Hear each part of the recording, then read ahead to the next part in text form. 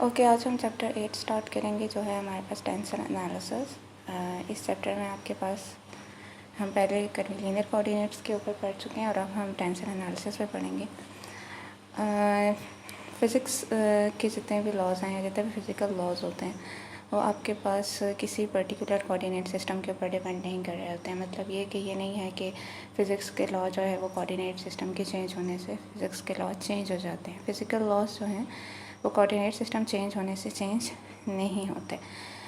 तो जो coordinate systems हैं उनको हम यूज़ करते हैं मैथमेटिकल रिलेशंस को डिस्क्राइब करने के लिए, और अगर वो कोई वैलिड हैं तो।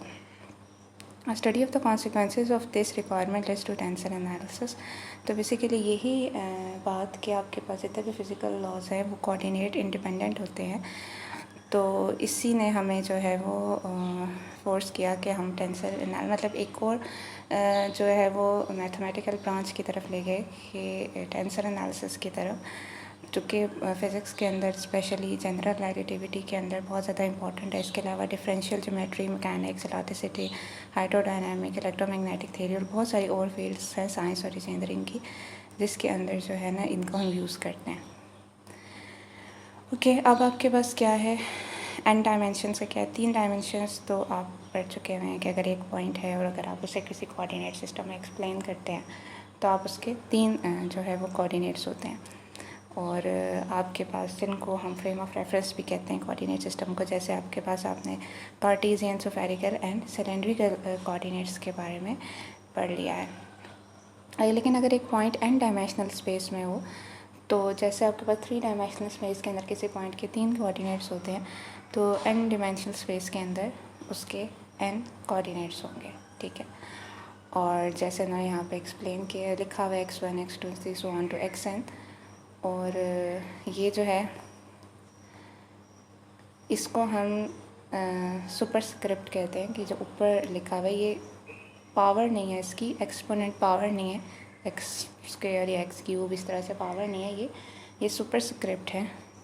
और टेंसर एनालिसिस के अंदर हम सुपर या सबस्क्रिप्ट के अंदर ही ज़्यादा को जो है ना वो वेरिएबल्स को लिखते हैं। The fact that we can not visualize point in spaces of dimension higher than 3 को तो हम डायमेंशंस को तो हम इमेजिन कर सकते हैं, विजुलाइज कर सकते हैं, लेकिन 3 से ऊपर अगर डायमेंशंस हो तो हम उनको इमेजिन नहीं कर सकते। Has of course nothing whatsoever to do with their existence. लेकिन अगर हम लेकिन the fact that we can not visualize points in spaces of higher dimension higher than 3 has of course nothing whatsoever to do with their existence. मतलब ये कि अगर हम उन्हें विजुलाइज नहीं कर सकते तो उसका कतई ये मतलब नहीं है कि उनकी एग्जिस्टेंस भी नहीं है। कोऑर्डिनेट ट्रांसफॉर्मेशंस जो हैं, जैसे हमने पहले कर्वीलिनियर ट्रांसफॉर्मेशन देखी कि एक कोऑर्डिनेट से दूसरे कोऑर्डिनेट्स, इसमें उन्होंने 2 कोऑर्डिनेट सिस्टम बताए हुए हैं, एक के ऊपर बार नहीं है, एक के ऊपर बार है। लेट्स सपोज ये आपके पास किसी पॉइंट के कोऑर्डिनेट्स को बता रहे हैं, 2 डिफरेंट फ्रेम ऑफ रेफरेंसेस। तो लेट्स सपोज इन दोनों कोऑर्डिनेट्स के दरमियान में रिलेशनशिप एग्जिस्ट करता है, मतलब एन इंडिपेंडेंट रिलेशंस एग्जिस्ट करते हैं। जैसे लास्ट वीडियो में मैंने आपको दिखाया था कि एक्स वाई जी कार्टेशियन कोऑर्डिनेट्स को आपने जो है वो स्फेरिकल कोऑर्डिनेट्स की फॉर्म में लिखते हैं। तो 3 कार्टेशियन कोऑर्डिनेट थे और 3 ही स्फेरिकल कोऑर्डिनेट्स थे, तो आपके पास 3 ही इक्वेशंस थी। तो इसी तरह अगर आपके पास n कोऑर्डिनेट्स हैं तो एक को जब आप दूसरे की फॉर्म में लिखेंगे तो उसके लिए आपके पास n इंडिपेंडेंट जो है वो इक्वेशंस हो जाएंगी, जिस तरह से यहाँ पे इन्होंने ये लिखी हुई हैं। और अगेन हमने वही सपोज किया कि ये सिंगल वैल्यूड है, कॉन्टीन्यूस है और इनके डेरिवेटिव भी कॉन्टीन्यूस है। इसी तरह इनका कन्वर्स भी एग्जिस्ट करेगा। अगर बार वाले को हम अन बार कोऑर्डिनेट्स के दरमियान के टर्म में एक्सप्रेस कर सकते हैं, तो अन बार को भी हम बार की एक्सप्रेस कर सकते हैं। ये जो रिलेशंस हैं 2 and 3, आपके पास ट्रांसफॉर्मेशन ऑफ कोऑर्डिनेट्स हैं from one frame of reference to another. अब इसके अलावा समेशन कन्वेंशन है। तो अगर हमने कोई एक्सप्रेशन लिखना है, सपोज जैसे ये है आपके पास एक एक्सप्रेशन है, जैसे आपको पता है कि अगर आपके पास कोऑर्डिनेट सिस्टम्स हो, जैसे आपके पास कार्टेशियन कोऑर्डिनेट सिस्टम होता है, तो जब आप किसी भी वेक्टर को कार्टेशियन कोऑर्डिनेट की फॉर्म में लिखते हैं तो हम लोग क्या करते हैं कि उनका मैग्नीट्यूड और साथ यूनिट वेक्टर आता है। तो आप इसी तरह सपोज कर लें कि आपके पास इस तरह का एक एक्सप्रेशन है जिसमें आपके पास कुछ यूनिट फैक्टर्स हैं और साथ उसके एक्सपोनेंट्स हैं उसके और साथ उसके जो है वो नंबर्स हैं A1 A2 N3। तो हम अगर इनका समीशन करके लिखेंगे तो हम उसको ऑब्वियसली ऐसे लिख सकेंगे, J की वैल्यू 1 से लेकर N तक और A और X दोनों के ऊपर समीशन अप्लाई हो गया। और इसमें इसकी एक शॉर्टर नोटेशन ये भी होती है कि हम समीशन को ही ना लिखें। और ये जो हमने कन्वेंशन अडॉप्ट की है जिसमें आप देख रहे हैं कि आपके पास सबस्क्रिप्ट एंड सुपरस्क्रिप्ट में J आ रहा है, मतलब इसके सबस्क्रिप्ट में आ रहा है, इसके सुपरस्क्रिप्ट में आ रहा है। तो अगर आपके पास इंडेक्स रिपीट हो रहा होता है, जैसे सबस्क्रिप्ट में भी J है, सुपरस्क्रिप्ट में भी J है, तो उसका मतलब ही ये होता है कि उसके ऊपर समीशन होगा। टेंसर की जो लैंग्वेज है उसके अंदर हम जब रिपीटिंग इंडेक्स होते हैं तो हम ये कहते हैं कि उनके ऊपर समीशन है, इसलिए फिर हम साथ सेपरेट समीशन नहीं लगा सकते। Is repeated in a given turn we are to sum over that index from 1 to n। इसका मतलब यही होता है कि हमने इनको सम करना है फ्रॉम 1 to n और इसे हम समेशन कन्वेंशन कहते हैं। ठीक है, ये चीज़ इंपॉर्टेंट है। ठीक है, फिर उसके बाद clearly instead of using the index J we could have, मतलब ये तो J हमने यूज़ किया, हम कोई भी लेटर P वगैरह कुछ भी यूज़ कर सकते हैं, जैसे इन्होंने यहाँ पे ये लिखा हुआ है। तो any index which is repeated in a given term so that the summation convention apply is called a dummy index. ठीक है, तो जो भी इंडेक्स रिपीट हो रहा हो और जिसके ऊपर हम समीशन अप्लाई कर सकें उसको हम डमी इंडेक्स कहते हैं या एम्ब्रेल इंडेक्स भी कहते हैं।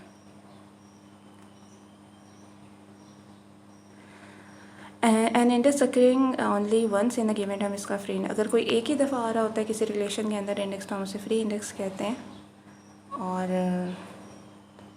उसकी वैल्यू भी कुछ भी हो सकती है, जैसे 1 हो से n तक कुछ भी वैल्यू हो सकती है और उसको हम किसी भी से एक्सप्रेस कर सकते हैं। जैसे इस केस में आपके पास K है। और फिर उसके बाद Contra variant and covariant vectors होते हैं आपके पास, जैसे इसका नाम पहले भी हमने पिछली वीडियो में भी पढ़ा। जब हम एक्सप्लेन करते थे सपोज कोई n क्वांटिटीज़ हैं और उनको आपने किसी कोऑर्डिनेट सिस्टम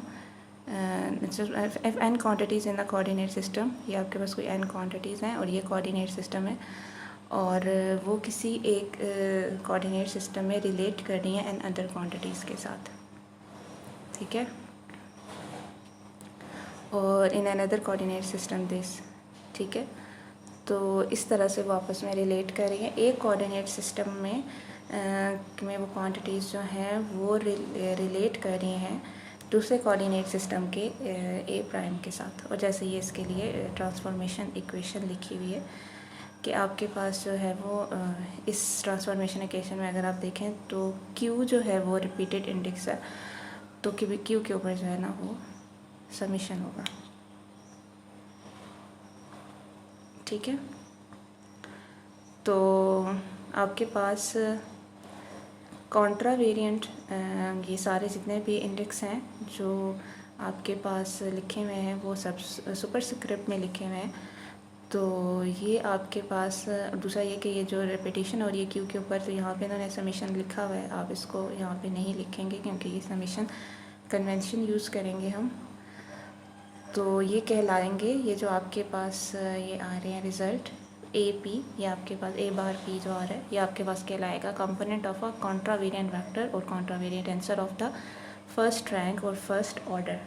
ठीक है, to provide motivation for this and later transformation see problem 33 and 34 of chapter 7। जैसे मैंने आपको बताया था कि ये प्रॉब्लम्स आपने करने हैं।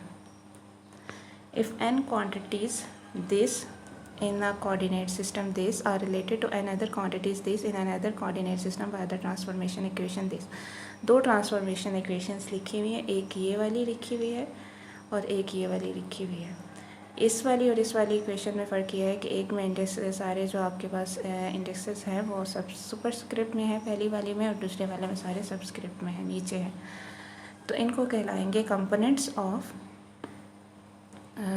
these are called components of the covariant vector or covariant tensor of the first rank or first order.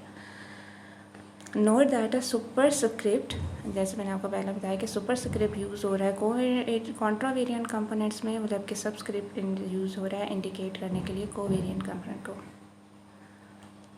और instead of speaking of a tensor whose components of this this we shall often refer simply to the tensor this is this.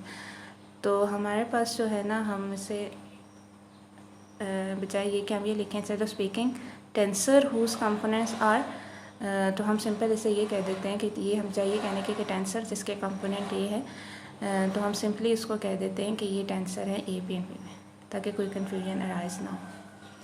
अब आपके पास कॉन्ट्रावेरिएंट, covariant and mix tensors है आपके पास। Let's suppose आपके पास n square quantities हैं, आप उनकी power में obviously आपके पास दो इंडिसेस, मतलब सॉरी उनके सबस्क्रिप्ट या सुपरस्क्रिप्ट में दो इंडिसेस आ जाएंगे। जैसे ए क्यू एस है, उसको हमने एक कोऑर्डिनेट सिस्टम में है और वो रिलेट कर सकता है to n square other quantities in an other coordinate system by the transformation equation this.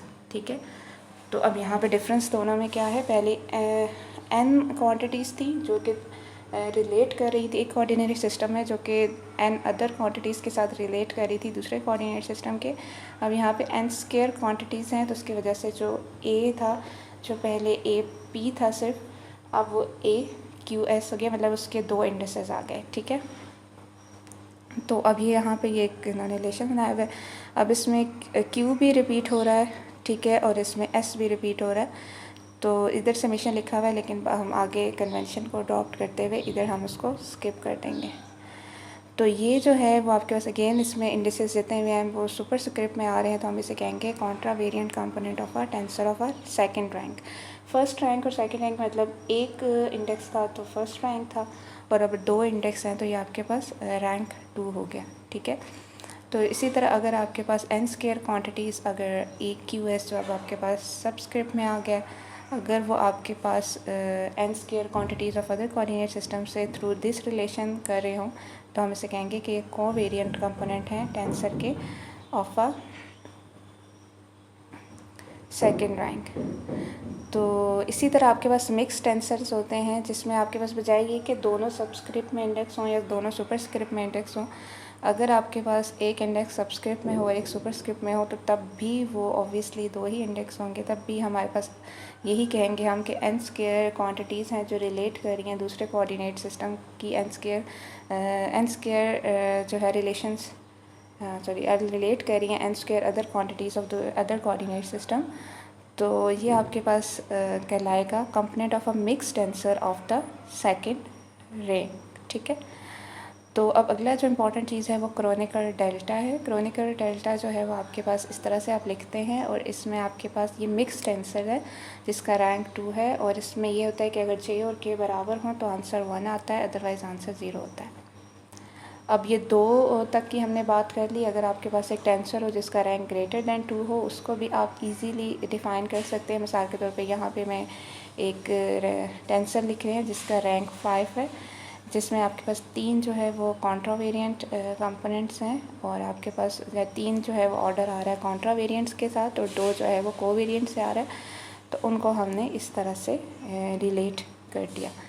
अब आप अगर इस बात में कंफ्यूज हो रहे हैं कि ये जो हम ट्रांसफॉर्मेशन इक्वेशंस लिखते हैं वो हमारे पास कैसे आ रही हैं, तो ये बड़ा थोड़ा सा समझना इतना मुश्किल नहीं है। इसमें आप सबसे पहले इस कंपोनेंट को देखें जिसको आपने ट्रांसफॉर्म करना है। सबसे पहले तो आपने ये देखना है कि किन पाँच इंडिसेस जो हैं वो कौन से हैं, जिनको जो भी जितने भी हैं, जैसे यहाँ पे 5 इंडिसेस हैं, तो इनको अगर आपने 5 अदर इंडिसेस में ट्रांसफॉर्म करना है, तो पहले तो आपको ये इंडिसेस दोनों पता होना चाहिए कि किस इंडिसेस में से आप किस इंडिसेस में ट्रांसफॉर्म कर रहे हैं। तो टोटल आपके पास 10 इंडिसेस हो जाएंगे, 5 वो जो उसमें वो ऑलरेडी था, और 5 वो जिसमें आपने उसे ट्रांसफॉर्म करना है। मैं बिल्कुल लेमैन लैंग्वेज में आपको बता रही हूँ। अब मिसाल के तौर पे अब आपने कोवेरिएंट एंड कॉन्ट्रा, ये मिक्स टेंसर है, ठीक है, तो इसमें आपके पास कोवेरिएंट एंड कॉन्ट्रावेरिएंट को ट्रांसफॉर्म करना है। तो आपने जो आपके पास जैसे ऊपर QST है, तो आपने जो है वो नीचे वाले इंडिसेस के साथ QST लगाना है, और नीचे यहाँ KL है तो ऊपर वाले के साथ आपने KL लगाना है। ऑर्डर का आपने ख्याल रखना है, पहले में पहली वाली इंडेक्स, दूसरे में दूसरी वाली, तीसरे में तीसरी, फिर चौथे में चौथी वाली इंडेक्सेस, और फिर पाँचवें में पाँच वाली। लेकिन ये ध्यान रखना है कि आपने ऊपर नीचे उस हिसाब से करना है। अगर यहाँ पे इंडेक्स जो ऊपर है वो यहाँ पे नीचे आएगा, और जहाँ यहाँ नीचे यहाँ पे ऊपर। और ये वाले जो बाकी 5 इंडिसेस रह गए हैं ये इस हिसाब से होंगे। इसमें ये 3 ऊपर थे, यहाँ पे फिर ये तीनों ऊपर आ गए, ये 2 नीचे हैं तो ये दोनों नीचे आ गए। जिसमें ट्रांसफॉर्म करे उसका ऑर्डर आपने वही उसी तरह रखना है, ऊपर वालों को ऊपर, नीचे वालों को नीचे रखना है। जिससे ट्रांसफॉर्म करे उसका आपने उल्टा कर देना है, ठीक है। तो स्केलर और इनवेरिएंट्स का क्या मतलब होता है? अगर आपके पास कोई साई फंक्शन है जिसके कोऑर्डिनेट एक्स के हैं और लेट्स सपोज साई बार जो है वो डिनोट कर रहा है functional value under a transformation to a new set of coordinate.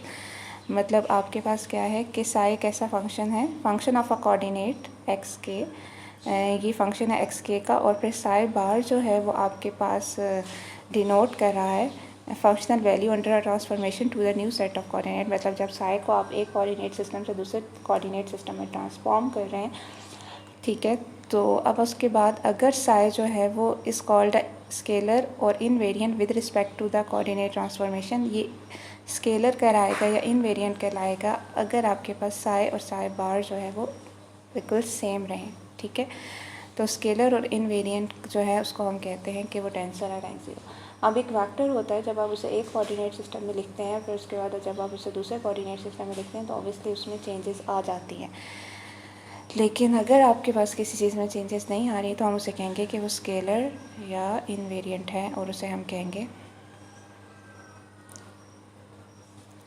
कि वो टेंसर है रैंक 0 का। टेंसर फील्ड्स के आपके पास कि if to each point of a region in n dimensional space there corresponding definite tensor we say there tensor field has been defined. अगर हर पॉइंट n डायमेंशनल स्पेस में जो है उसको हम लोग डिफाइन कर सकें और वो कॉरस्पॉन्ड कर रहा हो किसी डेफिनाइट टेंसर को, तो हम ये कहते हैं कि वो टेंसर फील्ड वहाँ पे डिफाइन है। This is a vector field और scalar field according to the tensor. अगर तो वो टेंसर का रैंक 1 होगा तो वो वेक्टर फील्ड होगी, अगर टेंसर का रैंक 0 होगा तो वो स्केलर फील्ड होगी। It should be noted that a tensor or tensor field is not just the set of its component in one special coordinate but all the possible set under any transformation of coordinates। तो आपके पास tensor ये नहीं है कि tensor या tensor field ये नहीं है कि जो आपके पास एक सेट हो कंपोनेंट्स का किसी स्पेशल कोऑर्डिनेट सिस्टम में, लेकिन बल्कि ये तमाम possible set under any transformation of coordinates, मतलब जितनी भी ट्रांसफॉर्मेशन पॉसिबल है उन सब का जो सेट होगा, ठीक है। Symmetric and skew symmetric tensor आपके पास क्या है? टेंसर जो है वो सिमेट्रिक कहलाता है विद रिस्पेक्ट टू 2 कोवेरिएंट या 2 contravariant indices if its components remain unaltered upon interchange of the indices. अगर 2 इंडिसेस को चेंज करने से कंपोनेंट्स चेंज ना हो रहे हों तो वो आपके पास सिमेट्रिक कहलाता है। जैसे मिसाल के तौर पे यहाँ पे आपने MP को आपस में चेंज कर दिया। अब इसमें ऐसा नहीं है कि आप कोवेरिएंट को कॉन्ट्रावेरिएंट से चेंज करेंगे, 2 कोवेरिएंट को आपस में या 2 कॉन्ट्रावेरिएंट को आपस में चेंज करने से। तो अब if a tensor is symmetric with respect to any 2 covariant और any 2 contravariant it is called symmetric. A tensor is called skew symmetric with respect to 2 covariant or 2 contravariant indices if its component change sign upon interchange of the indices, जैसे यहाँ पे लिखा हुआ है। तो the tensor is skew symmetric in M and P. If tensor is skew symmetric with respect to any 2 contravariant conditions, अगर कोई भी 2 कॉन्ट्रावेरिएंट या 2 कॉन्ट्रावेरिएंट कंपोनेंट के हिसाब से वो स्क्यू सिमेट्रिक हो वो, तो फिर हम उसे यही कहेंगे कि वो टेंसर जो है वो स्क्यू सिमेट्रिक है। अब प्रॉपर्टीज़ आपके पास फंडामेंटल प्रॉपर्टीज़ ऑफ टेंसर्स हैं। अगर आपने ऐड करना है तो आप किस तरह से उन्हें ऐड करेंगे? अगर 2 टेंसर्स ऐड हो रहे हैं तो जो अगर दोनों के लिए ये होना चाहिए कि 2 या 2 से ज़्यादा टेंसर्स सेम रैंक और सेम टाइप के आपके पास, टाइप का मतलब ये है कि same number of contravariant indices and same number of covariant indices हो, तो उसे हम कहते हैं कि वो is also a tensor of the same rank and type. मतलब जब उन्हें ऐड करेंगे तो जो उनका आंसर आएगा उनका भी वही रैंक होगा, वही टाइप और रैंक होगा जो कि आपके पास 2 ऐड होने वालों का था, ठीक है। और एडिशन जो होती है वो कम्यूटेटिव है इनकी और एसोसिएटिव भी है। सब्ट्रैक्शन में भी आपके पास यही है कि 2 टेंसर सेम रैंक और सेम टाइप के जो हैं उनका जो डिफरेंस होगा वो भी आपके पास टेंसर ही होगा, उसी रैंक और उसी टाइप का। मल्टीप्लिकेशंस फिर आपके पास 2 तरह की हैं, आउटर मल्टीप्लिकेशन है और इनर मल्टीप्लिकेशन है। ये इंपॉर्टेंट है हमारे पास। 2 टेंसर का जो प्रोडक्ट है वो टेंसर होगा whose rank is the sum of the rank of the given tensor. तो मतलब जो प्रोडक्ट होगा वो आपके पास, उसका जो रैंक होगा वो आपके पास दोनों टेंसर्स के रैंक का सम होगा। This product which involve ordinary multiplication of the components of the tensor is called outer product. मिसाल के तौर पे आपके पास यहाँ पे दो टेंसर्स लिखे हुए हैं, तो जैसे बताया कि ए का रैंक 3 है, ए का, और बी का जो है रैंक 2 है, तो जो रिजल्टेंट है उसका रैंक जो है वो 5 होगा। और सिंपल क्या होंगे, वो कंबाइन होकर इकट्ठे हो जाएंगे, उनके कोवेरिएंट आपस में हो जाएंगे और कॉन्ट्रावेरिएंट आपस में कंबाइन हो जाएंगे। इससे आपके पास क्या कहलाता है कि अगर आपके पास ऐसा प्रोडक्ट जिसमें ऑर्डिनरी मल्टीप्लिकेशन और कंपोनेंट की ऑफ द टेंसर, इसको हम आउटर प्रोडक्ट कहते हैं, is the outer product of this. However, note that not every tensor can be reasoned as product of two tensor of lower rank. तो मतलब कोई भी टेंसर ऐसा नहीं है कि आप उसे तोड़ के आप ये कह दें कि आप उसको लोअर रैंक के दो टेंसर्स में साथ के तौर पे, कोई 6 या 7 रैंक का टेंसर है तो आप कहें कि आप 6 वाले को 3 या 3 दो रैंक्स के तोड़ के उसकी फॉर्म में लिख सकते हैं, या आप 7 रैंक वाले को 3 या 4 दो टेंसर्स की प्रोडक्ट की फॉर्म में लिख सकते हैं। तो इसी रीज़न की वजह से टेंसर्स की जो डिवीजन होती है वो हमेशा पॉसिबल है। मतलब कुछ केसेस में आप ऐसा कर सकते हैं, वो हर केस को ऐसे नहीं कर सकते। कॉन्ट्रैक्शन आपके पास क्या है कि one contravariant and one covariant indices of tensors are set equal, the resultant indices that a summation over the equal index to be taken according to summation convention। तो इसका मतलब ये है कि आपके पास एक टेंसर है जैसे ये है जिसका रैंक 5 है, और मिसाल के तौर पे इसमें आप सेट कर लें आर को इक्वल टू एस। तो जब आप आर को इक्वल टू एस ले लेंगे तो ये आपके पास आर जो है वो, उसको हम जो है हटा के उसको हम एक और ए टेंसर को एक और फॉर्म में लिख सकते हैं, और ये टेंसर जो है वो रैंक 3 का होगा। देखिए मैं इसके स्टेटमेंट दोबारा से पढ़ती हूँ। इफ़ वन कॉन्ट्रावेरिएंट और वन कोवेरिएंट, अब इसमें लेकिन इसमें शर्त ये है कि एक कॉन्ट्रावेरिएंट इंडिसेस और एक कोवेरिएंट। मतलब जैसे इस वाले के अंदर इन्होंने एस की जगह आर लिखा है, तो आर ऊपर सुपरस्क्रिप्ट में भी था, अब नीचे सबस्क्रिप्ट में भी आ गया। तो अगर एक कॉन्ट्रावेरिएंट और एक कोवेरिएंट इंडिसेस टेंसर का इक्वल हो जाए, जैसे इस केस में हो गया, तो resultant indices that a summation over the, obviously आपको पता है जब दो इंडिसेस सेम हो जाएं तो आप क्या करते हैं, समीशन होती है over equal indices is to be taken according to the summation convention. तो आप उसके ऊपर जो है उसलिए समीशन अप्लाई करेंगे। The resulting sum is a tensor of rank 2 less than 10 of the. तो रिजल्टेंट जो आपके पास टेंसर आएगा, जैसे इस केस में ये भी आया, उसका रैंक 2 लेस हो जाएगा ओरिजिनल से। इस प्रोसेस को हम कॉन्ट्रैक्शन कहते हैं। इसी तरह अगर आप मिसाल के तौर पे इसमें इस बी वाले में क्यू को अगर आप पी ले लेते हैं तो अब आपके पास मज़ीद दो टेंसर इक्वल हो गए, और आप उसकी जगह आप क्या लिख देंगे, C M R tensor of rank 1 हो गया ये, ठीक है। अब इनर मल्टीप्लिकेशन क्या आपके पास, by the process of outer multiplication of two tensors followed by a contraction we obtain a new tensor. तो अगर आपके पास आउटर मल्टीप्लिकेशन हो रही हो जैसे हमने ऊपर देखी, और उसके बाद आपके पास उस कोई कॉन्ट्रैक्शन भी उनमें आ रही हो, मतलब कुछ इंडिसेस सेम आ रहे हों, और कोवेरिएंट और कॉन्ट्रावेरिएंट जिन पे आप कॉन्ट्रैक्शन अप्लाई करें, जो भी हमने ऊपर देखी है, तो हमें न्यू टेंसर मिलते हैं और हम उसे कहते हैं कि ये इनर प्रोडक्ट है गिवन टेंसर का। इससे प्रोडक्ट को हम कहते हैं इनर मल्टीप्लिकेशन। मिसाल के तौर पे जब ये दो टेंसर्स कंबाइन होंगे तो जो आपके पास आउटर प्रोडक्ट बनेगा, ठीक है, वो अब आपके पास ये बन रहा है, ठीक है। ये तो खैर अभी सिंपल आपने इसे मल्टीप्लाई किया ना, ठीक है। तो अभी आपने इसे मल्टीप्लाई किया तो ये आपके पास कोई भी आपके पास रिजल्टेंट आ गया, लेट्स सपोज कोई सी आ गया जिसमें आपके पास ये 6 इंडिसेस आ गए।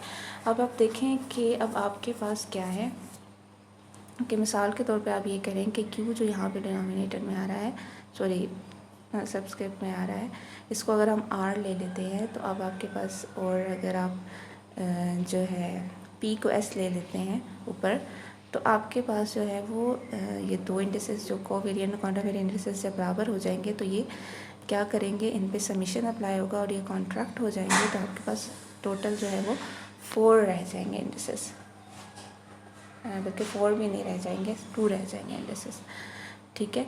तो इनर एंड आउटर मल्टीप्लिकेशन वैसे इसके में दोनों इनर एंड आउटर जैसे एडिशन और सब एडिशन जो है वो आपके पास कम्यूटेटिव और एसोसिएटिव था, इसी तरह आपके पास आउटर इनर मल्टीप्लिकेशन भी कम्यूटेटिव और एसोसिएटिव है। क्वोशंट लॉ आपके पास क्या है, suppose it is not known whether quantity X is a tensor और नॉट। अगर आपको नहीं पता कि जो क्वांटिटी एक्स है वो टेंसर है या नहीं है, if an inner product of X with an और आप उस एक्स का इनर प्रोडक्ट लें किसी भी आर्बिट्रेरी टेंसर्स के साथ और वो जो आंसर आए वो टेंसर आए तो हम कहेंगे x is also a tensor. तो इसको हम कहते हैं क्वोशंट लॉ।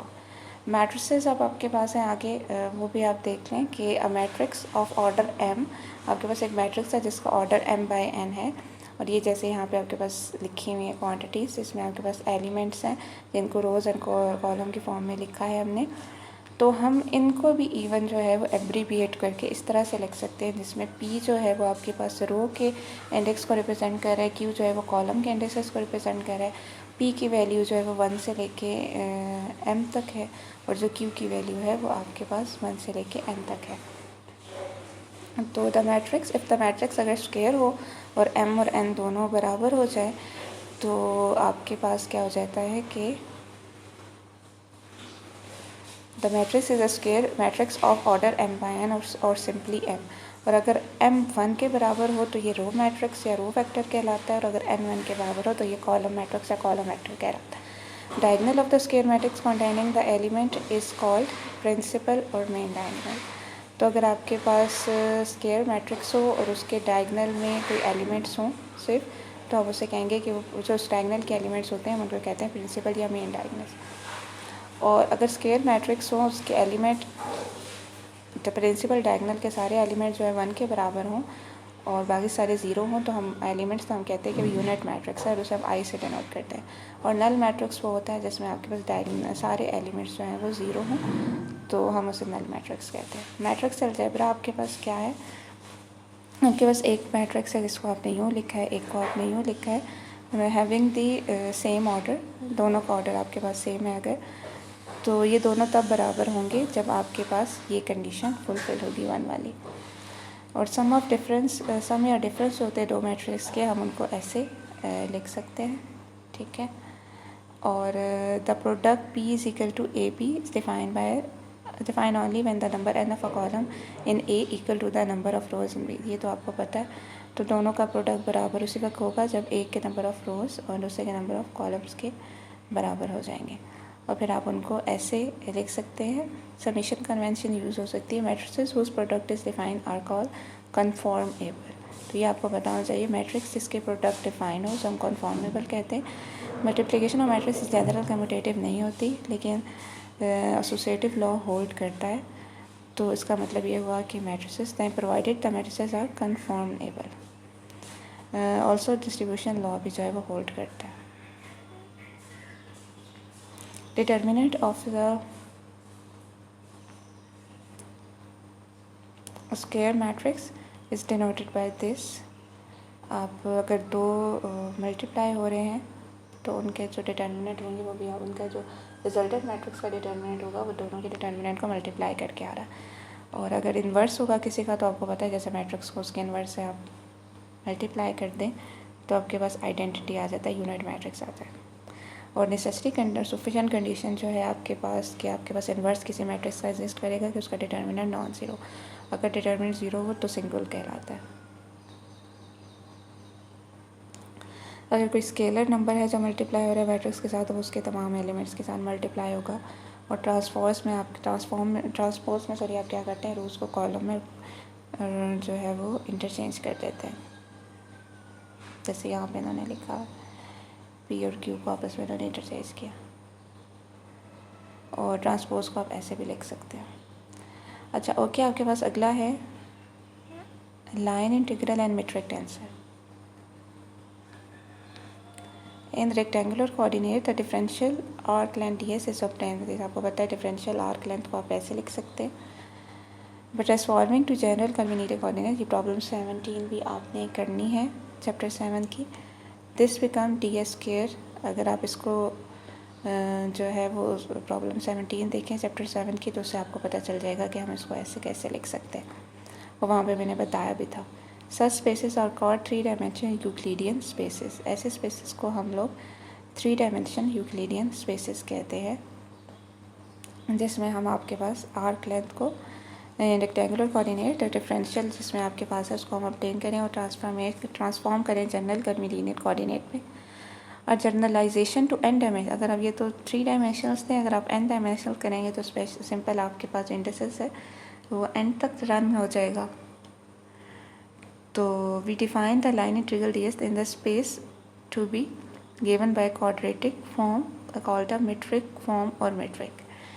और अगर हम समेशन इंडेक्स कन्वेंशन यूज़ करें तो आपके पास ये आ जाएगा लास्ट वाला।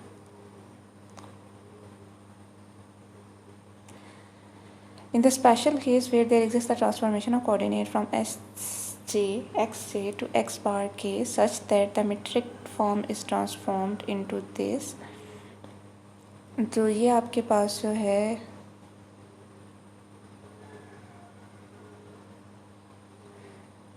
we define the line integral ds in this space to be given by the quadratic form this, okay।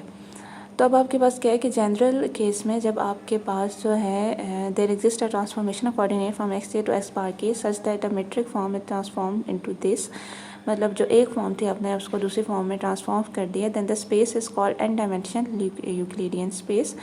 In general case however the space is called Riemannian, ठीक है। तो एक से आपने जब दूसरी अगर में ट्रांसफॉर्मेशन एग्जिस्ट कर रही हो मीट्रिक फॉर्म की, तो आपके पास क्या है उस स्पेस को हम एन डायमेंशनल यूक्लिडियन स्पेस भी कहते हैं और जनरली हम उसे रायमेनियन स्पेस भी कहते हैं।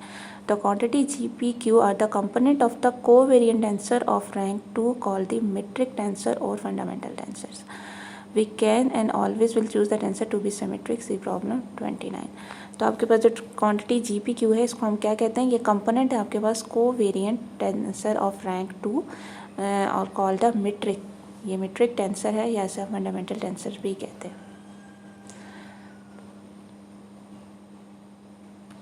कॉन्जुगेट और रेसिप्रोकल टेंसर्स आपके पास क्या है, अगर जी आपके पास डिटर्मिनेंट है, डिटर्मिनेंट नहीं है, sorry this is not a matrix, ये आपके पास कोई एब्सोल्यूट वैल्यू है जी पी क्यू की, डिटर्मिनेंट एलिमेंट, और अगर ये मैट्रिक्स को रिप्रेजेंट कर रहा है तो ऑब्वियसली फिर ये डिटर्मिनेंट है, determinant with element this and suppose G is not equal to 0 define G P Q by this. तो अगर आपके पास जी पी क्यू जो आपके पास पी क्यू जिसमें आपके पास सबस्क्रिप्ट में था, तो अगर आपने इसको सुपरस्क्रिप्ट में लिखना है तो अगर ये डिटर्मिनेंट है और ये बराबर 0 के नहीं है तो आप को फैक्टर लिखेंगे जी पी क्यू के और फिर इसको जी से डिवाइड कर देंगे जो उसका डिटर्मिनेंट था। तो आपके पास को फैक्टर ये आपके पास इन्वर्स वाले से है, जैसे मैट्रिसेस होते हैं, आप मैट्रिसेस का जब इन्वर्स लेते हैं तो उनके को फैक्टर्स होते हैं। ये वाली आप बेसिक जो है वो फर्स्ट ईयर का मैथ रिवाइज कर लें जिसमें आपके पास उन्होंने मैट्रिसेस के इन्वर्स लेने बताए हुए in the term of cofactors, ये वही वाला को फैक्ट्रिक्स है, को फैक्टर है। The g P q is a symmetric contravariant tensor of rank 2 called the conjugate और रेसिप्रोकल टेंसर। पहला जो था वो मीट्रिक था जिसमें सबस्क्रिप्ट में था और सुपरस्क्रिप्ट वाला जो है वो कॉन्जुगेट या रेसिप्रोकल टेंसर है। इसमें भी आपने प्रॉब्लम 34 देखना है। प्रॉब्लम 33 में इन्होंने ये चीज़ भी शो की हुई है जो कि बहुत ही ज़्यादा इम्पॉर्टेंट चीज़ है, ठीक है। एक आपके पास मीट्रिक टेंसर है और एक कॉन्जुगेट या रेसिप्रोकल टेंसर है, एक फंडामेंटल है और एक कॉन्जुगेट, उसको मल्टीप्लाई करके आपके पास जो है वो क्रॉनिकल डेल्टा आ रहा है। फिर आपके पास एसोसिएटेड टेंसर्स हैं और सीसी टेंसर है। Given a tensor we can drive other tensor by raising a lower indices. इन एक टेंसर से आप जो है ना अदर टेंसर डिराइव कर सकते हैं bye raising a lower indices. किस तरह से, मिसाल के तौर पर आपके पास एक टेंसर है ए पी क्यू और we obtain by raising index P, अगर हम उसका पी इंडेक्स जो नीचे था उसको ऊपर ले जाएं तो आपके पास एक ये वाला टेंसर बन जाएगा। जो डॉट है वो ये इंडिकेट कर रहा है कि ये उसकी ओरिजिनल पोजीशन थी। By raising the index Q, अगर हम क्यू को भी ऊपर कर दें तो आपके पास ये वाली फॉर्म बन जाएगी। Where no confusion can rise we shall often omit the dot. Confusion ना हो तो इसलिए हम अक्सर जो है वो डॉट को ओमिट भी कर देते हैं और उसको हम इस तरह भी लिख सकते हैं। These derive tensor can be op, लेकिन ये ऐसे ही तो नहीं आ सकते ना कि मतलब खुद ही से तो हम एक टेंसर को दूसरी फॉर्म मर्जी हम एक को ऊपर कर दें एक को नीचे कर दें, ऐसा नहीं होता। इसके प्रॉपर प्रोसीजर है, उसमें क्या है कि ये हम कैसे करते हैं, हम इनर प्रोडक्ट करते हैं। इनर प्रोडक्ट हम कह सकते हैं हम metric tensor C P Q या उसके कॉन्जुगेट के साथ हम उसका जो है वो लगते हैं। जैसे मिसाल के तौर पे उसका तरीका क्या है, सपोज आर पी था आपका, आर क्यू था आपके पास, आप आर को जो है ऊपर लेके जाना चाहते हैं तो आप क्या करेंगे कि आप सिंपल उसको क्या करेंगे कि एक कॉन्जुगेट आंसर कॉन्जुगेट या रेसिप्रोकल टेंसर के साथ आपने उसे मल्टीप्लाई कर दिया, तो आर जो है वो आपस में समीशन हो जाएगा, समीशन कन्वेंशन उस पर अप्लाई हो जाएगी, और जो रिजल्टेंट आंसर आएगा वो आपके पास पी क्यू आ जाएगा। अगर आपने दोनों को चेंज करना है तो फिर आपको दो जो है वो टेंसर दो मीट्रिक या कॉन्जुगेट आंसर्स अप्लाई करने पड़ेंगे। जैसे इस केस में एक जो है वो क्या करेगा, एक जो है वो पहला वाला है उसमें वो आपके पास क्या करेगा, एस एस पे इंडिसेस हो जाएगा और आपके पास आ जाएगा क्यू आर, क्यू ऊपर आ जाएगा और आर नीचे आ जाएगा। फिर जो क्यू आर वाला इंडिस आएगा मतलब आपके पास आ जाएगा ए क्यू आर, एक मिनट, ये ऐसे हो जाएगा। जब ये पहला वाला अप्लाई होगा ना तो आपके पास आ जाएगा ए क्यू आर, ठीक है। और एस एस जो है ओबियसली उसमें समीशन कन्वेंशन अप्लाई हो जाएगी। और जब दूसरा वाला ये वाला जब उसके ऊपर अप्लाई होगा, ठीक है, तो उसमें ये आर और आर पे समीशन आ जाएगी और आपके पास रिजल्टेंट क्या आ जाएगा, ए पी क्यू। ठीक, इस तरह से होता है। इसी तरह इस वाले केस में अगर आप देखें तो ये आपके पास ऐसे था क्यू डॉट डॉट एस, ठीक है, इसके ऊपर जी आर पी अप्लाई हुआ तो ये पी और पी पे समीशन हो जाएगा। तो आपके पास जो रिजल्टेंट आएगा वो किस तरह से आपके पास आ जाएगा, उसमें क्यू और एस इधर ही होंगे और सॉरी, और अच्छा इसमें क्यू भी तो है, एक मिनट मैंने सही लिखा नहीं था, ये क्यू था, सॉरी मैं दोबारा करती हूँ। ये ए है, इसके ऊपर जी आर क्यू और पी अप्लाई हो रहा है, सॉरी ये पी क्यू है, तो ये पी पी पे समीशन अप्लाई हो जाएगी और आपके पास जो है ये आर आ जाएगा इस जगह पे, ठीक है, तो ये इस तरह से हो जाएगा। इसी तरह आपके पास यहाँ पे है, इस केस में भी आपके पास पहला वाला जब अप्लाई होगा तो आर और आर पे समीशन होगी, मतलब, और फिर आपके पास क्या आ जाएगा, इस वाले डॉट की जगह आपके पास एम आ जाएगा। लेकिन यहाँ पे ये सेकंड पोजीशन पे था तो यहाँ पे भी सेकंड पोजीशन पे आ गया। और फिर उसके बाद आपके पास जो रिजल्टेंट आएगा पहली दफ़ा जब अप्लाई होगा तो आपके पास रिजल्टेंट आएगा क्यू एम और एस टी, बल्कि डॉट से पहले आएगा ये, ठीक है, बीच में डॉट होगा और नीचे आएगा dot r dot dot P, ठीक है। तो जब पहला अप्लाई हो गया, अब दूसरा अप्लाई करना है जी एस एन, तो एस और एस, बल्कि नहीं सही है, डॉट की जगह ही एम आएगा, ठीक है, पहले वाले केस में डॉट की जगह एम आ जाएगा, ठीक है। और दूसरे केस में एस एस पे समीशन हो गया और जो आर है वो इस जगह पे आ जाएगा। एक मिनट, लेट मी सी, नहीं सॉरी मैंने गलत अप्लाई किया था, यहाँ पे आर पे समीशन तो ख़त्म हो गया ना, मैंने सही देखा नहीं, सॉरी, ये आर पे समीशन ख़त्म हो गया, ठीक है, एम आ गया आपके पास यहाँ पे, ठीक है। फिर तो आपके पास क्या बन गया, ए क्यू एम एस टी, और यहाँ पे आपके पास जो है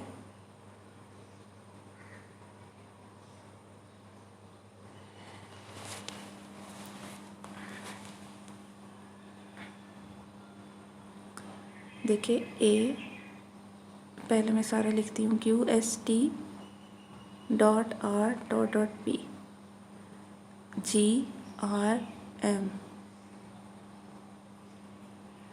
तो आर से समीशन अप्लाई हो गया और यहाँ पे एम आ जाएगा, ठीक है। तो आपके पास आ गया ए क्यू एम एस टी और आर तो ख़त्म हो गया तो 3 डॉट रह गए और पीछे पी रह गया। अब उस पर अप्लाई होगा जी एस एन, अब एस और एस पे समीशन अप्लाई हो गया, ठीक है, और एन आ गया इधर, तो मतलब नया क्या हो गया, नया हो गया AQMT और नीचे आपके पास आ गया N और P, यहाँ साथ 2 डॉट,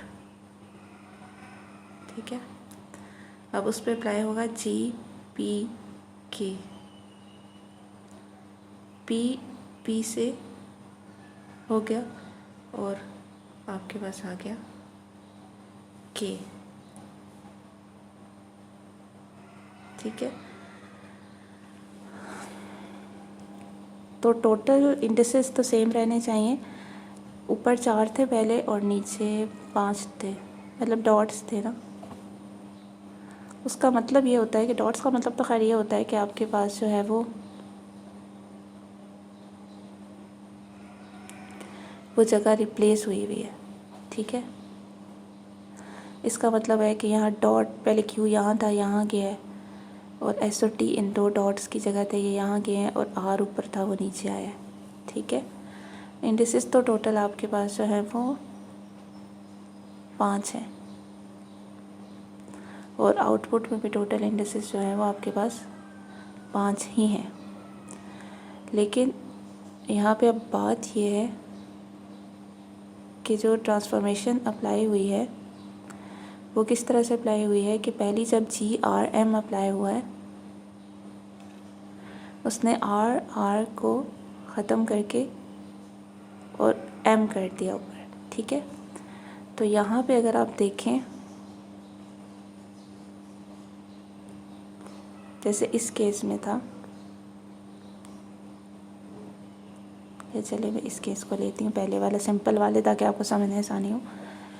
जब सेम इंडिसेस जो हैं वो आपस में समीशन हो गया और जो दूसरे इंडिसेस ने उसकी जगह ले ली, तो ऐसे लगा ऐसा ही कि जैसे नीचे वाले की जगह ऊपर एक आ गया, ठीक है।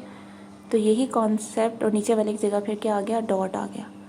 तो यही कॉन्सेप्ट ऐसे है कि जब इस RM ने इस R को रिप्लेस किया तो यहाँ R की जगह एक डॉट आ गया और ऊपर जो है वो एक M आ गया Q के साथ, ठीक है। दूसरी दफ़ा जब GSN अप्लाई हुआ तो S जो है वो अब समझें ख़त्म हुआ तो वो समझें, और उसकी जगह नीचे N आ गया, तो फिर S वाली जगह पे क्या आ गया, एक डॉट आ गया। मतलब जो इंडेक्स ऊपर या नीचे जाएगा उसकी जगह जो है वो डॉट आ जाएगा, ठीक है। पहली बात, मतलब कहने का मकसद ये है कि जो इंडेक्स समीशन में जा रहा है, मैं इसको दोबारा से यहाँ अप्लाई करके आपको बताती हूँ। इस केस में GRM को, कि जब GRM अप्लाई हो रहा है, ठीक है, तो R क्योंकि ख़त्म हो रहा है तो R की जगह एक डॉट आएगा, तो टोटल 4 डॉट हो जाएंगे यहाँ पे, ठीक है, पहली बात। और दूसरी बात ये कि आपके पास जैसे अब दूसरा, जब मैंने SN अप्लाई किया, जब GSN अप्लाई करूँगी तो S जाएगा तो उसकी जगह फिर डॉट आ जाएगा, मतलब जो इंडेक्स जाएगा उसकी जगह एक डॉट आ जाएगा, पहली बात।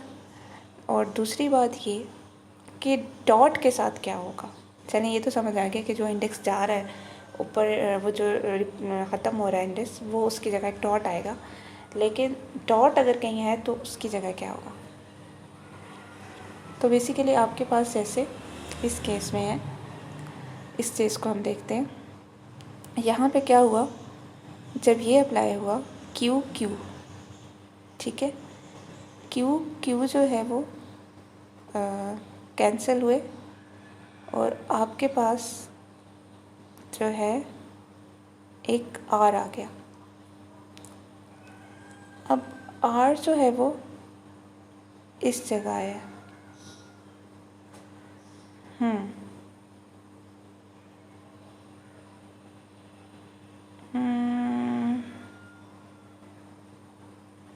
अगर हम इस चीज़ को देखें,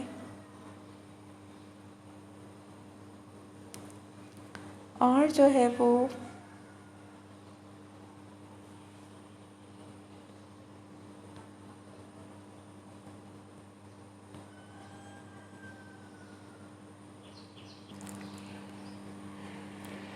वेल डॉट वाली जो चीज़ है वो मुझे ये तो क्लियर हो गया कि मतलब लाइक, क्योंकि मुझे ये इनके क्वेश्चंस हैं इनका थोड़ा समझ नहीं आ रहा कि इन्होंने किस रीज़न्स के हिसाब से किए हैं। लेकिन ये कि जो चीज़ मुझे समझ आई है वो ये है कि आपके पास जो डॉट है वो तो जो इंडेक्स रिप्लेस हो रहा है उसकी जगह तो डॉट आने चाहिए, ठीक है। तो लेकिन एक तो ये चीज़, और दूसरी चीज़ ये कि आपके पास जैसे लेट्स वो यहाँ पे GRM अप्लाई हुआ तो R अगर रिप्लेस हो रहा है तो उसकी जगह डॉट आएगा, और M जो है वो जा रहा है तो M मतलब इसमें ऐड होगा, तो M किस पोजीशन पे ऐड होगा ये डिपेंड कर रहा है कि जो इंडेक्स जा रहा है वो किस पोजीशन से जा रहा है। मतलब जिस पोजीशन से ये है एग्जैक्टली उसके उतने ही नंबर पे उस दूसरे को ऐड होना चाहिए। मतलब R क्योंकि वो सेकंड पोजीशन पे है तो M को सेकंड पोजीशन पे ऐड होना चाहिए। इसी तरह जब GSN अप्लाई होगा तो S क्योंकि थर्ड पोजीशन से जा रहा है तो N को भी थर्ड पोजीशन पे आना चाहिए। और GPK जब अप्लाई होगा तो क्योंकि P जो है फिफ्थ पोजीशन से जा रहा है तो K को भी फिर फिफ्थ ही पोजीशन से पे आना चाहिए ऊपर। मतलब नीचे से जिस पोजीशन से जो जा रहा है उसी पोजीशन पे ऊपर उसका आएगा, या ऊपर से जिस पोजीशन से जा रहा है उसका नीचे उसी पोजीशन पे आएगा। ये बात तो क्लियर होगी। और जहाँ तक डॉट्स की बात है उस हिसाब से अगर हम देखें तो क्योंकि आपके पास जो ये वाले इंडेक्स होते हैं ना, ये ऊपर वाले जो होते हैं, ठीक है, ज्योमेट्रिक होते हैं, तो ये जो है ना लो करते हैं, मतलब सॉरी अप लेके जाते हैं, सॉरी लो नहीं करते, अप लेके जाते हैं, नीचे वाला को ऊपर लेके जाते हैं। तो यहाँ से ये जो है वो P और R को सॉरी अप लेके गए हैं, ठीक है। आई एम सॉरी, एक मिनट, P और R को नहीं, सॉरी K और M, P और R को इन्होंने कैंसिल किया है और M और K को अप लेके गए हैं, ठीक है। और ये जो GSN है ना, ये एक को जो है वो डाउन लेके आया है, और S को कैंसिल किया और N को जो है वो डाउन लेके आया है, ठीक है। तो जो चेंजेस आई हैं वो ये कि 2 ऊपर गए हैं और 1 नीचे आया है, ठीक है। तो 2 ऊपर गए हैं और 1 नीचे आया है, इसलिए इस हिसाब से डॉट है कि 1 नीचे आया है और 2 ऊपर गए हैं, तो इसलिए उसी हिसाब से फिर होगा। फिर 5 डॉट होने का तो ये मकसद होगा कि आपके पास 5 ऊपर गए हैं, ठीक है। तो असल में जो आंसर है उससे आपको ये पता चलना चाहिए कि कितने ऊपर गए हैं कितने नीचे आए हैं। तो अब मैं आपको इसका कंक्लूड करके बता देती हूँ कि क्या है। सबसे पहले ये कि आपके पास जितने ऊपर या जितने नीचे जा रहे हैं उतने ही डॉट्स होने चाहिए। जैसे इस केस में आपके पास एक जो है वो नीचे आ रहा है, ठीक है, तो इसलिए एक ही डॉट है। और इस वाले केस में आपके पास एक नीचे आ रहा है और 2 ऊपर जा रहे हैं, तो इसलिए आपके पास 3 डॉट्स हैं, ठीक है। तो एक अगर नीचे आ रहा है तो 1 डॉट ऊपर लगेगा, और अगर 2 ऊपर जा रहे हैं तो वो 2 डॉट नीचे, मतलब जिसकी जगह खाली हो रही है वहाँ पे डॉट लगेगा। जैसे इस केस में तो खैर ऊपर से नीचे आ रहे हैं तो ऊपर एक डॉट जो है वो लगना चाहिए, ठीक है, इस जगह पे, ये बताने के लिए कि ऊपर से एक इंडेक्स नीचे आया है। लेकिन यहाँ पे ये ठीक है क्योंकि यहाँ पे आपके पास एक जो है वो नीचे आ रहा है और 2 ऊपर जा रहे हैं, तो इसलिए टोटल 3 ही डॉट है। फिर अगर आप इस बात में कंफ्यूज हो रहे हैं कि डॉट्स की पोजीशन क्या है होनी चाहिए, तो जो इंडेक्स यहाँ से नीचे जा रहा है वो क्योंकि S नीचे जा रहा है तो उसकी मतलब S एक्चुअली ख़त्म हो रहा है, उसकी जगह N आ रहा है, तो S थर्ड पोजीशन पे था तो इसलिए थर्ड पोजीशन पे डॉट है, जैसे मैंने पहले बताया। और जो नीचे वाले जो 2 थे जो ख़त्म हो रहे हैं, जिनकी जगह ऊपर जा रहे हैं, तो वहाँ पे फिर आपने 2 डॉट लगा दिए। तो मेरा ख़्याल से 1 डॉट होना चाहिए सेकंड नंबर पे और 1 होना चाहिए 5th नंबर पे, क्योंकि सेकंड एंड 5th नंबर से जो है वो ऊपर जा रहे हैं। वेल ये यहाँ से क्लियर होगी बात कि जब अगर आपके पास ये अप्लाई होता है तो आपके पास इंडेक्स रेज होता है, और अगर आपके पास ये अप्लाई होता है तो इंडेक्स जो है वो लो हो जाता है। तो अगर आपके पास all tensor obtained from a given tensor by forming their inner product with a metric tensor and it is conjugate or called associated tensor, वो तमाम टेंसर जो कि आपके पास टेंसर के इनर प्रोडक्ट से बने विद मेट्रिक या कॉन्जुगेट टेंसर्स, उनको एसोसिएटेड टेंसर्स कहते हैं। मिसाल के तौर पे ये जो है एसोसिएटेड टेंसर्स हैं, the first are contravariant and second are covariant components. The relationship between by this, मतलब कॉन्ट्रा वेरिएंट को को में चेंज कर दिया, को वेरिएंट को कॉन्ट्रा में। रेक्टेंगुलर कंपोनेंट्स में आपके पास जी पी क्यू की वैल्यू 1 होती है। अगर पी और क्यू जो है वो आपके पास बराबर हो तो जी पी क्यू जो है वो 1 होगा, अदरवाइज़ ये 0 होगा। तो उस तरह से आपके पास ये दोनों बराबर हो जाते हैं। Which explain why no distinction was made between contravariant component of a vector in earlier chapters. इससे आपको बताना मकसद था क्योंकि पहले आप रेक्टेंगुलर कोऑर्डिनेट्स देखते रहे, मतलब जिसमें आपके पास परपेंडिकुलर होते, इसलिए वहाँ पे को वेरिएंट एंड कॉन्ट्रा वेरिएंट्स के दरमियान में कोई जो है वो डिस्टिंक्शन नहीं थी। Length of the vector angle between vectors, तो अब आपके पास जो क्वांटिटी है ये आपके पास है, which is the inner product of a p and b q is a scalar analogous to the scalar product in rectangular coordinate. We define the length of the vector a p और a b a contravariant या contravariant by given by this. तो पहले इन्होंने इसको यूँ लिखा और फिर उसके बाद इन्होंने इसको इस तरह की फॉर्म में लिखा, और फिर हम फर्दर उसको इस तरह की फॉर्म में भी लिख सकते हैं। तो we can define the angle theta between this as this. The physical components of the vector this and is denoted by this are the projection. कोई भी कॉन्ट्रा वेरिएंट कोवेरिएंट वेक्टर के जो कंपोनेंट्स होते हैं वो प्रोजेक्शन होती हैं उस वेक्टर की on the tangent of the coordinate curves and are given in the case of orthogonal coordinates by this.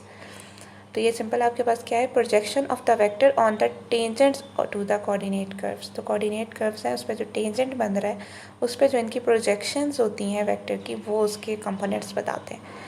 And are given in the case orthogonal coordinates, अगर आपके पास हो तो आप इस तरह से कंपोनेंट्स को लिख सकते हैं। Similarly the physical component of a tensors are given by this. ठीक है, तो अगर आपके पास रैंक 2 टेंसर है तो उसके फिजिकल कंपोनेंट्स आप ऐसे लिख सकते हैं। अगला है क्रिस्टोफर सिंबल्स। ये सिंबल्स जो हैं ये काफ़ी इम्पोर्टेंट है। ये आपके पास कहलाते हैं Christoffel symbol of the first and second kind respectively. Other symbol used instead are this and this. The letter symbol suggest however tensor character which is not true in general. तो basically आपके पास ये formulas हैं, इनको आपने ऐसे ही memorise कर लेना है। Transformation laws of Christoffel symbol क्या है, if we denote by a bar a symbol in a coordinate then this, तो आप उसको ऐसे ट्रांसफॉर्म कर सकते हैं। ये ट्रांसफॉर्मेशन लॉ है क्रिस्टोफर सिंबल के, इनको आपने याद करना है। Showing that they are not tensor unless the second rank term on the right are 0। तो ये बेसिकली आपको बताने का मकसद ये है कि ये जो सिंबल्स हैं ये कह रहे हैं the letter symbol suggest however tensor character, ये सब टेंसर कैरेक्टर सजेस्ट करें, लेकिन ज़रूरी नहीं है कि जनरली भी आपके पास ये टेंसर्स ही हों। और दूसरी बात ये कि जो ट्रांसफॉर्मेशन आपके पास है क्रिस्टोफर सिंबल्स की, ये तब तक टेंसर नहीं होंगे अनलेस इसकी जो सेकंड टर्म्स है राइट साइड पे वो आपके पास 0 हो जाए। तो आपको ये जो है वो याद रखने हैं, ठीक है। और the distance s between 2 points t1 and t2 on a curve in a Riemann space is given by this। तो ये ज्यूडिसेस है the curve in a space which make a distance minimum. जो वो कर्व स्पेस के अंदर जो distance को minimise करे उसे ज्यूडिसेस ऑफ द स्पेस कहते हैं। By use of the calculus of radiation, problem 50 and 51 देखने। The geodesics are found from the differential equation. आप इसकी मदद से ज्यूडिसेस को फाइंड कर सकते हैं। एस जो है वो आर्क लेंथ है। An example, the geodesics on a plane are straight line whereas the geodesics on a space are arc of a great circles. अब आगे आपके पास आखिरी है, सॉरी आखिरी नहीं है ये, हाँ अभी ये आपके पास कोवेरिएंट डेरिवेटिव्स हैं। टेंसर है विद रिस्पेक्ट टू दिस, अगर आपने उसको डिफ्रेंशिएट करना है एक को, तो आप उसको ऐसे लिख सकते हैं। क्रिस्टोफर सिंबल हमने किस लिए यूज़ किया, इस बात के लिए। ये आपके पास कोवेरिएंट टेंसर आ रहा है, इसका रैंक 2 है। A covariant tensor of rank of covariant derivative of AP with respect to this is given by this. ये मिक्स टेंसर है। For a rectangular coordinate the Christoffel symbols are 0 and the covariant derivative are using a partial derivatives. ये covariant derivative of tensor are also tensors. Problem 52 भी देखनी है आपने। The above result can be extended to covariant derivative of higher rank tensors.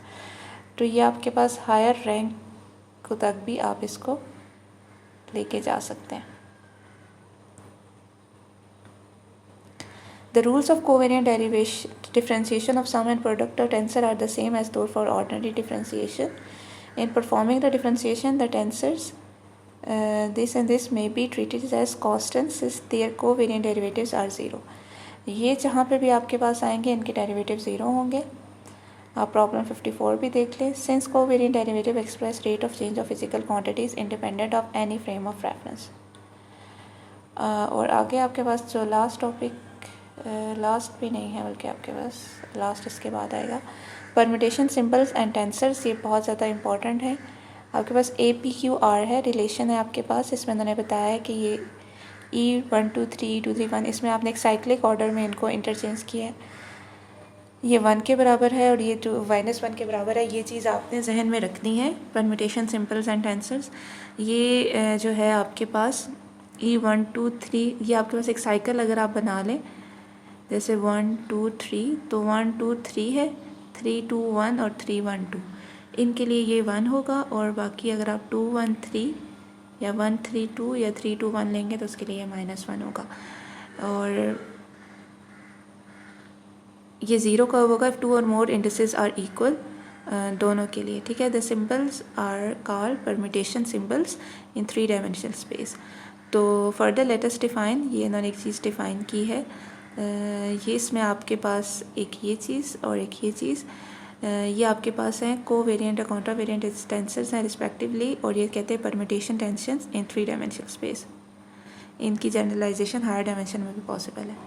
अब ये last ये वाला आपने देखना है कि आपके पास ग्रेडियंट है, उसे अगर आप टेंसर्स की फॉर्म में लिखते हैं तो कैसे लिखेंगे, डाइवर्जेंस को, कर्ल को, लैप्लासियन को, ये सब आपने मेमोराइज करना है। ठीक है। द इंट्रिंसिक और एब्सोल्यूट डेरिवेटिव आपके पास क्या है, मतलब टाइम डेरिवेटिव आपके पास जो है AP अलोंग अ कर्व है। अगर आप उसको इससे डिनोट करें, उसका इंट्रिंसिक डेरिवेटिव ये आप कैसे डिफाइन है, as the inner product of the covariant derivative of AP with this. ठीक है, इस तरह से ये डिफाइन होगा। And the vectors are set, या इसको इंट्रिंसिक या एब्सोल्यूट डेरिवेटिव भी कहते हैं। The derivative this are set to be more parallel along a curve if their intrinsic derivative along the curves are 0। आपके पास जो वेक्टर है वो पैरेलल मूव कर रहा होगा अलोंग द कर्व अगर उनका intrinsic derivative along the curve जो है वो 0 होगा। अच्छा, रिलेटिव एंड एब्सोल्यूट टेंसर्स जो हैं वो आपके पास ये हैं। Tensor this is called a relative tensor of weight W if its component transform according to the equation this. अगर किसी टेंसर के इस इक्वेशन के मुताबिक जो कोऑर्डिनेट्स हैं, कंपोनेंट्स जो हैं वो ट्रांसफॉर्म हो रहे हो तो हम उसे कहते हैं रिलेटिव टेंसर होगा। और J ये जो है आपके पास J ये जैकोबियन ऑफ द ट्रांसफॉर्मेशन है जो हमने पहले डिस्कस किया। If W is equal to 0 the tensor is called absolute and is the type of a tensor with which we have been dealing above. अगर W 0 हो तो हम इसे कहते हैं कि टेंसर इज़ एब्सोल्यूट, और वो जिसके बारे में हमने अभी ऊपर देखा था। If W is equal to 1 तो हम इसे कहते हैं कि जो रिलेटिव टेंसर, हम इसे कहते हैं कि ये टेंसर डेंसिटी है। The operation of addition and multiplication of relative tensor are similar to those of absolute tensor. See problem 264. अब आगे आपके पास सॉल्व प्रॉब्लम्स हैं।